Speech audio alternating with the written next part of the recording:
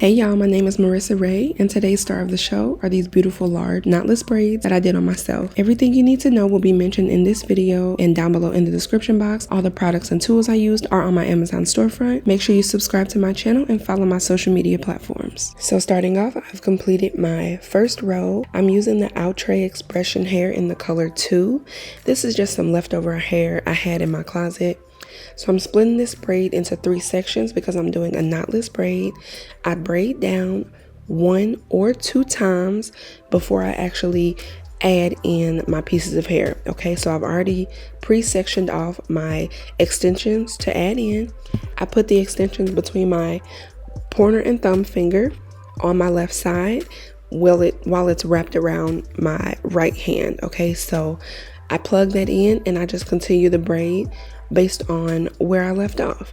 And then I just braid down 1 more time, add in a second piece, and then braid down again, add in a 3rd piece. Okay, so at the top of my braid, I add in about 3 pieces of hair. And they're a good size because remember, these are large braids that I'm doing, and I have very large parts. So I made sure that the hair that I was adding in would kind of match the part of the braid. Okay, when I got down to the middle of the braid, I added more hair in, kind of like where my hair stopped so that the thickness could continue. I probably could have done these a little bit thicker, but I think these were sufficient and it still turned out super cute. I will be repeating this process so you guys can see a couple more times in a faster speed how I complete the knotless braid, but it's quite simple once you get the hang of it. I know the finger placement can be challenging. Of course, I did slick down my hair with Shine and Jam prior to starting my braid. My hair is very soft and silky, so I need some type of grip in order to make all my little flyaways stay put together. Okay, and I use that Shine and Jam all throughout the braid, as you see, just to make sure my ends are neatly tucked into the braid.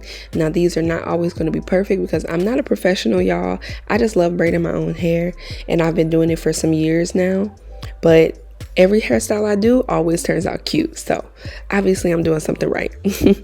Now to lock or tie the ends of my braid, I just pulled out a small piece of hair and wrap it around like a knot. I do that about twice. Sometimes I will tie that piece like a bow as well, but just kind of depends on the flow and how I'm moving. But this one I just tied it around like a knot.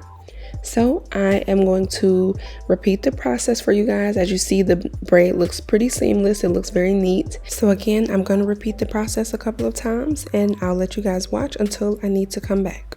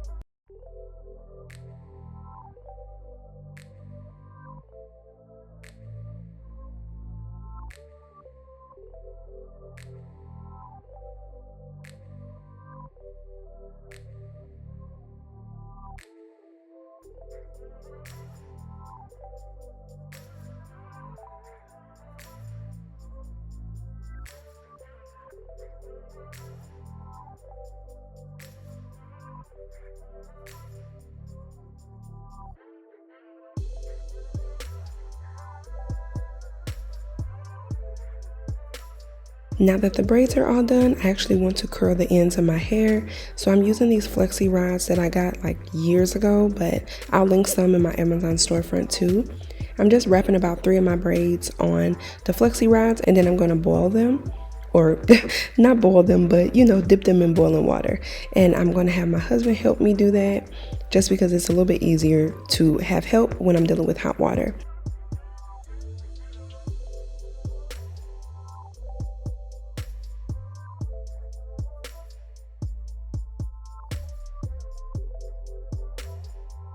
I'm also using some foam mousse that I have left over to put on all the roots of my hair just to make everything mold together. I'm going to put my scarf on and just let it sit for a while.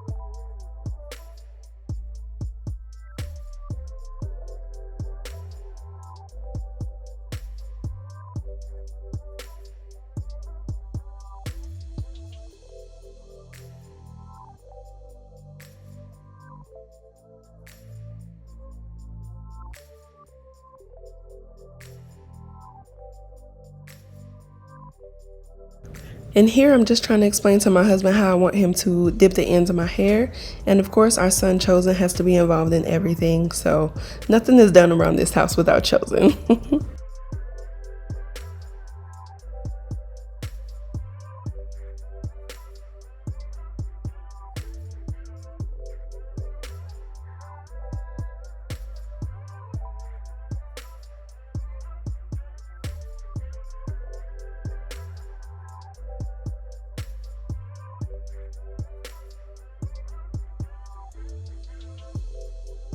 Overall, I think the style turned out really cute. Let me know what you guys think in the comments. It took me about 8 hours to complete, obviously, because I'm mom, wife, you know, all that jazz.